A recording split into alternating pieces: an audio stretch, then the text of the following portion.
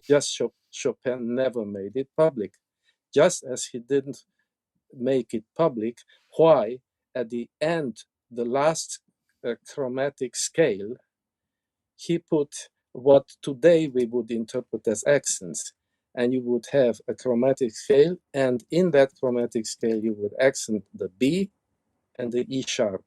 Now, if you are in B minor, I call that a tonic tritone, because the first note is the tonic, and the second note, the E sharp, is the tritone. And here is the strange thing. One of the highest, in fact, the highest person involved with Chopin, a Polish gentleman. My student was playing the Chopin scherzo, and at the end made these accents very clear. And what was the reaction of the gentleman? He said, "Oh, forget about the accent. Just play it like one big glissando." Mm. In other words, ignoring the composer's notation, that is considered normal. Look at those accents. Actually, the way Chopin wrote those, he wrote them as diminuendos, because most pianists don't know that in Chopin's time, they did not have accents. What? Say that again? Haydn didn't have accents. Mozart didn't have accents. Chopin didn't have accents. Accents started coming into use at the end of the 19th century. There was no accents before that. And so what Chopin wrote is, whenever he wanted an accent, he wrote diminuendo signs. And the diminuendo became eventually an accent. You'll find this in Schubert.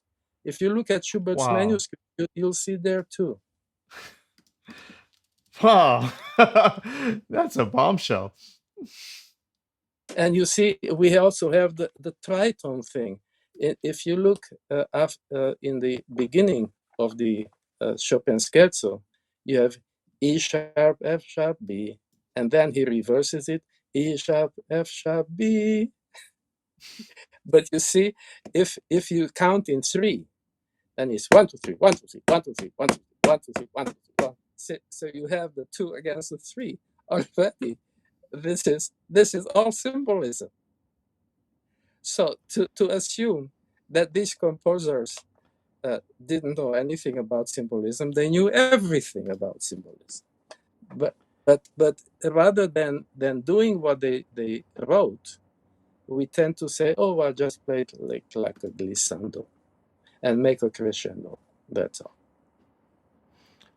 So again, it is for me. Everything I write, as I told you, I'm not trying to be different. I'm just trying to understand the music, and it is because of that I ended up spending a great deal of my life, because I really don't know how to write. So every time I publish something, first I go and send it to various people to make sure that it's more or less understandable. So it's clear what I'm trying to say.